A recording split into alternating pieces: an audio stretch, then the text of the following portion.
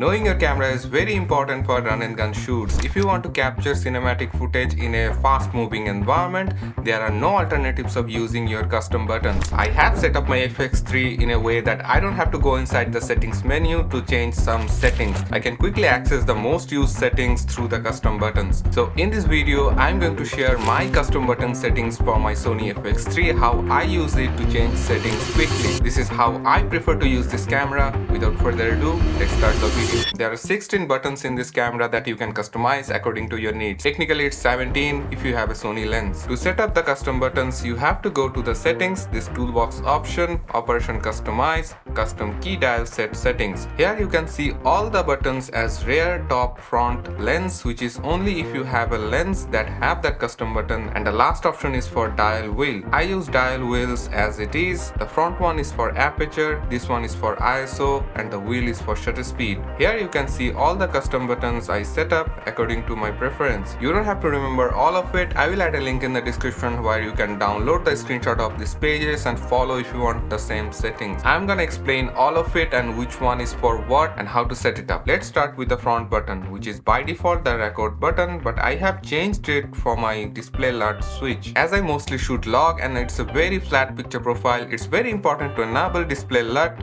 to expose properly. To set it up, go to the front option, toolbox option, display option, and display LUT switch. So now pressing this button will enable or disable the LUT, and I can quickly check the exposure. And this LUT is only for your display, it will not affect your actual footage. At the top there are three important buttons: ISO, iris, which is basically aperture, and white balance. For the ISO button, I use it for the base ISO switch. You can find this option in exposure settings.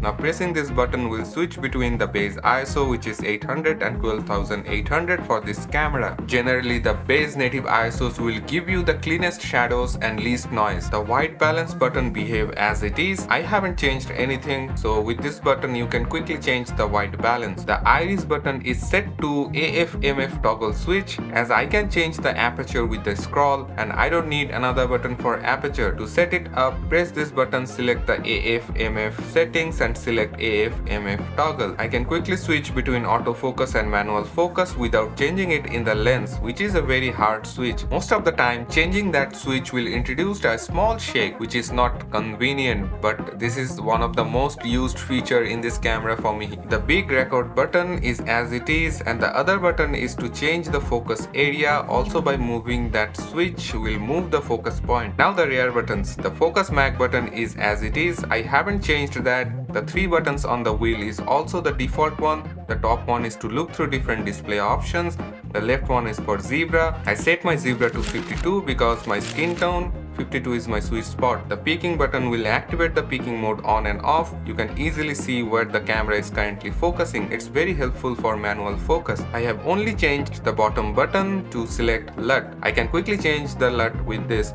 And the center big button is for audio record level. The trash button is for quickly change file format. Now you can see I almost cover everything I need set up to a custom button. Believe me, it saves me a lot of time. If you are not using custom buttons, you are doing it wrong. So start using it if you are not. You don't have to use the exact one I use. You can set it up according to your needs. That's all for this video. If you like or learn anything from this video, hit that like button and consider subscribing. If you have any suggestion or questions, do let me know in the comment section. See you in the next video.